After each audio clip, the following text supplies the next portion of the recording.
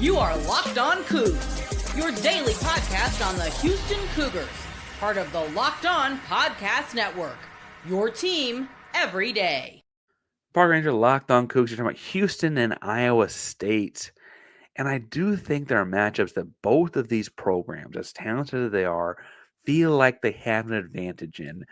But one of those matchups, Milan Momcilovic, is one thing Iowa State thinks they have that I don't know that they do have. Now, he is the same 6'8" guy that hit the shot to kind of ice the game last year, put Iowa State up 4 at the end of, 3 at the end of that one.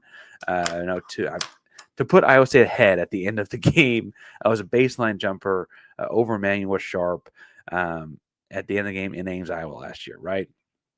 He's, I'd argue, the most important player.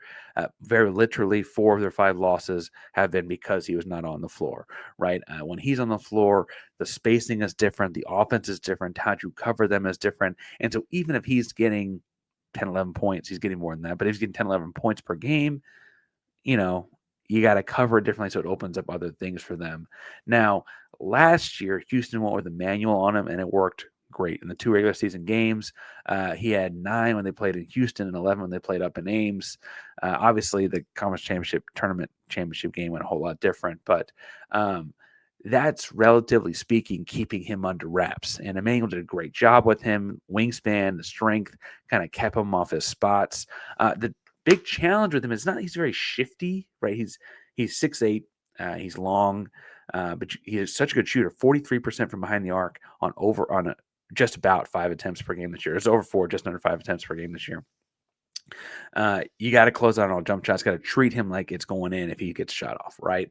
That means that he then has a 6'8" first step to get by you if you're not prepared for him to, pump fake and go. Emanuel's, again, length and strength helped him out a lot on that matchup last year.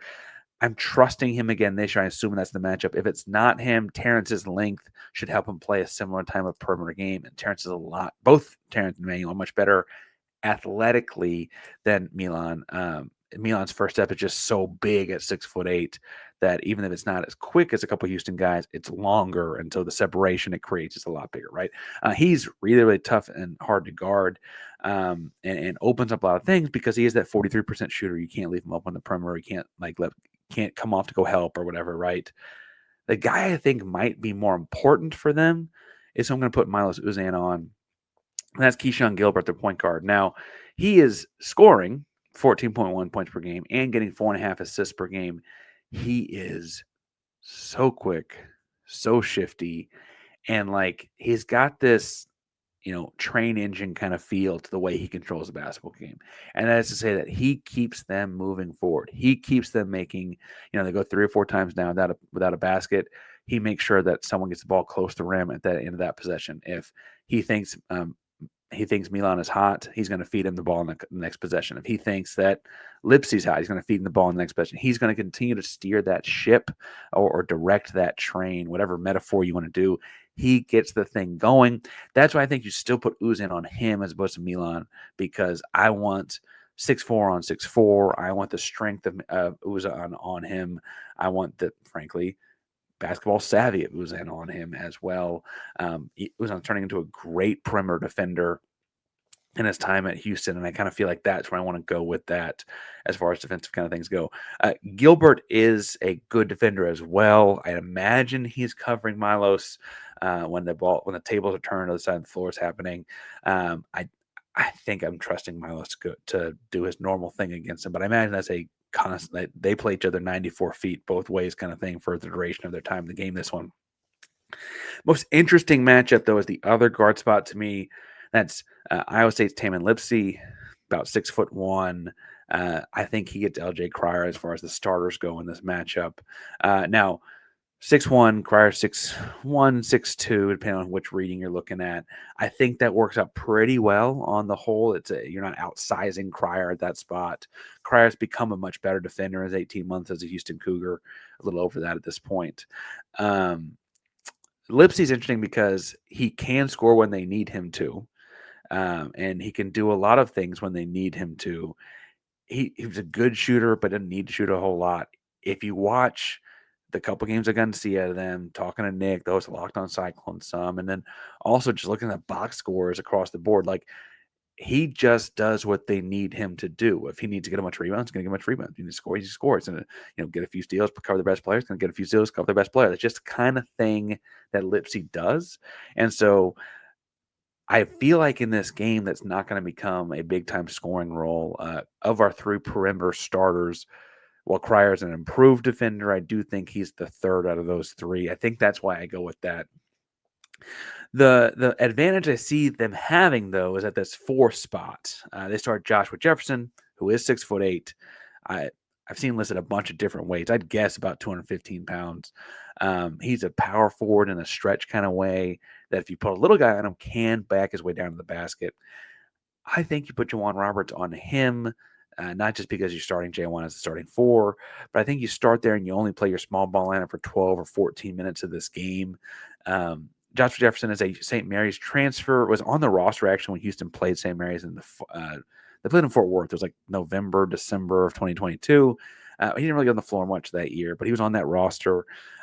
He's a good shooter for his size, like 31.5%, but he's not like the knockdown shooter that Milan is. He's a perimeter guy for sure, though. That seems to be where he gets his, bread buttered, but that's not necessarily like at 6'8". The deal there is he's just kind of an interesting matchup there. I think Roberts can keep up with him out there. I think he's going to be out athlete or anything like that, but it's going to put him on an uncomfortable island in the sense that that's not where he typically plays.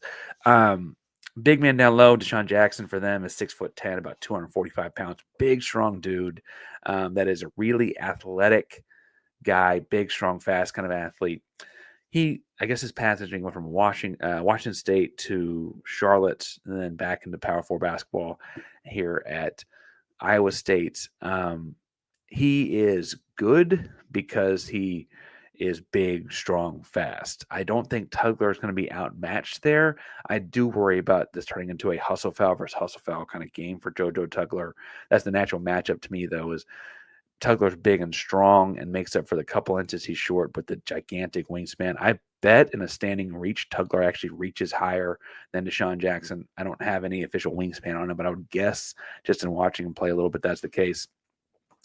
Off the bench, they pull off a guy named Curtis Jones, 6'4", scorer, actually leads them in points per game for what it's worth. He's a 3-level scorer. He's a really good scorer. And when Milan was out, he was a starter. He's a true 6-man of the year kind of candidate. He's a really impactful guy. I do think Terrance does a lot more things for Houston, though. And so when you're pulling in that 6-man role, they pull in like a hired gun type of guy when he's going to come in and score. Terrance comes in for Houston, does a lot of other things, right?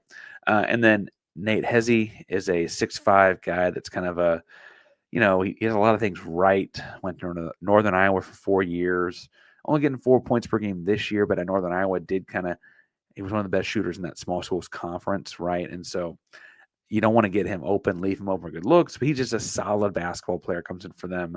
I certainly trust Malik Wilson a lot more, and I think Houston has an advantage at that spot on the bench. They also have a bench big, Brandon Chatfield, a little bit bigger, stronger, slower guy, tough guy for sure. I trust Francis over that. So you're kind of seeing these spots where I think Houston's got advantages. Francis is certainly a lot more agile, quick, athletic, and has more of a post-move bag than Chatfield does. And so across the board here, it's a couple key spots. Like if Roberts can cover Jefferson, they'll be okay there. And depending on what they want Lipsey to do, I think Cryer can keep up with him pretty well. I do think this is going to be a really close game, though, for Houston. I think this is the kind of game where you're talking 62 to 60, 63 to 61. This is both teams play great defense. Both teams grind out. Both teams keep the score really, really low. And that's really, really important for Houston as they enter one of the most, if not the most important weekends of the regular season because of what it sets up for the rest of the year. And I want to talk about what that sets up in a second. But first,